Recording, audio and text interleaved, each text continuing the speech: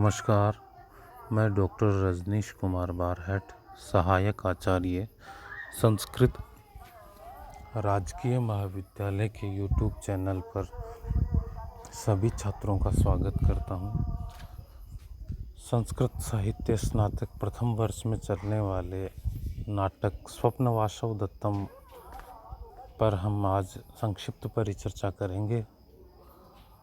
स्वप्न वासव दत्तम नाटक श्रेणी की विधा है जिसके रचयिता महाकवि भास है। साहित्य को हम मुख्य रूप से दो भागों में बांटते हैं, श्रव्य काव्य और दृश्य काव्य। श्रव्य काव्य वह होता है जिसको केवल सुना या पढ़ा जा सकता है। दृश्य काव्य वह होता है उसको सुनने या पढ़ने के साथ साथ रंगमंच पर अभिनीत कर दिखाया भी जाता है। श्रव्य काव्य में महाकाव्य, खंडकाव्य और मुक्तक काव्य सम्मिलित है। वहीं जो दृश्य काव्य है उस दृश्य काव्य में रूपक सम्मिलित है जिनमें नाटक प्रमुख होता है। संस्कृत के इन रूपककारों में भास का स्थान सर्वप्रमुख है। उन भास के द्वारा 13 रूपकों की रचना की गई जो कि स्क्रीन पर प्रदर्शित हो रहे हैं। उनमें पहला स्वप्न वासव दत्ता, प्रतिज्ञा योगंधरायण, दरिद्र चारुदत्त, अभिमारक, प्रतिमा, अभिषेक, बालचरित, पंचरात्र, मध्यम व्यायोग, दूतवाक्य, दूत घटोत्कच, करणभार और उरुभंग।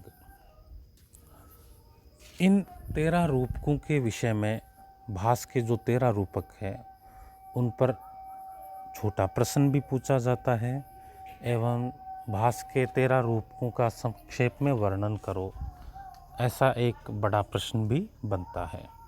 साथ ही हमारी जो रचना वासव दत्तम है उसके विषय में भी छोटे प्रश्न और उनकी जानकारी से संबंधित अंशों के प्रश्न बनते हैं। तो इन सभी प्रश्नों के दृष्टिकोण से हम आज के वीडियो में परिचर्चा करते हैं। स्क्रीन पर प्रदर्शित 13 रूपकों में प्रथम जो 8 है वो अनेकांकी यानी उनमें एक से ज़्यादा अंक है और अंतिम 5 है वो एकांकी है यानी उनमें एक ही अंक है। महाकाव्य के अध्यायों को जहाँ सर्ग कहा जाता है वहीं नाटक या रूपकों के जो अध्याय है उनमें उनको अंक कहा जाता है। तो भास के 5 रूपक ऐसे हैं जिनमें केवल एक अंक है। तो जिन रूपकों में एक अंक हो उन्हें एकांकी कहा जाता है। इसके अतिरिक्त जो अवशिष्ट 8 रूपक है वो अधिक अंकों वाले हैं। प्रथम जो 2 नाटक है वो उदयन कथा पर आश्रित है, उनका कथानक उदयन कथा से लिया गया है। वो 2 नाटक है स्वप्न वासव दत्तम और प्रतिज्ञा योगंधरायण। तृतीय और चतुर्थ नाटक स्क्रीन पर जो प्रदर्शित हो रहे हैं रूपक वो कवि की कल्पना पर आश्रित है। 5 और 6 अर्थात प्रतिमा और अभिषेक का कथानक है वो रामायण से लिया गया है, राम कथा पर आश्रित है। सप्तम नाटक है जो बालचरित वो कृष्ण कथा आश्रित है और 8 से लेकर जो 13 तक के रूपक है वह महाभारत पर आधारित है, उनका कथानक महाभारत से लिया गया है।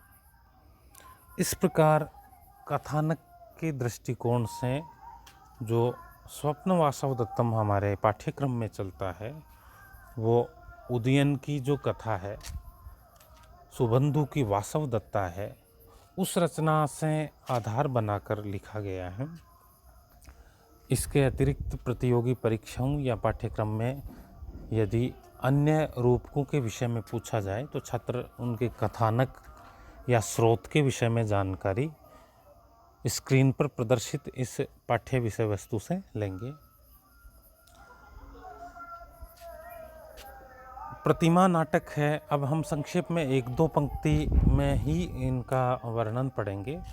जो प्रतिमा नाटक है वो 7 अंकों का है और इसमें भास ने राम के वनगमन से लेकर रावण वध तक और उसके बाद जो राज्याभिषेक होता है वहाँ तक की घटनाओं का वर्णन किया है। तो इसका कथानक रामायण से लिया गया है। अभिषेक नाटक भी रामायण पर आधारित है। इसमें 6 अंक है। इसमें रामायण के किष्किंधा कांड से युद्ध कांड की समाप्ति तक की कथा का वर्णन किया गया है।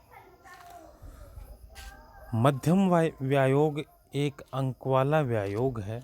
व्यायोग रूपक का एक भेद होता है। इसकी कथा वस्तु भी महाभारत पर आधारित है। इसमें पांडवों के वनवास काल में भीम द्वारा घटोत्कच के पंजे से एक ब्राह्मण बालक की मुक्ति की कथा का वर्णन है। मध्यम शब्द मध्यम पांडव भीम और ब्राह्मण के मध्यम पुत्र दोनों के लिए प्रयुक्त हुआ है, इसलिए इस नाटक का नामकरण मध्यम व्यायोग रखा गया। कर्णभार भी एक एकांकी नाटक रूपक है जिसका भी कथानक महाभारत से है। द्रोणाचार्य के परलोक सिधार जाने पर कर्ण को सेनापति बनाया जाता है तथा युद्ध का भार उस पर आ पड़ता है, इसलिए इस नाटक का नाम कर्णभार रखा गया। पंचरात्र यह 3 अंकों का समवकार है। इसकी कहानी भी महाभारत से ली गई है, महाभारत के विराट पर्व से उद्धृत है। 5 रात्रियों में पांडवों को ढूंढने की कथा के आधार पर इसका नामकरण हुआ, अतः पंचरात्र इसका नाम पड़ा। उरुभंग यह भी महाभारत की कथा पर आधारित रूपक है भास का। इसमें भी एक ही अंक है। द्रौपदी के अपमान का प्रतिशोध लेने हेतु भीम व दुर्योधन का गदा युद्ध इसमें वर्णित है। बाल चरित इस रूपक में 5 अंक है।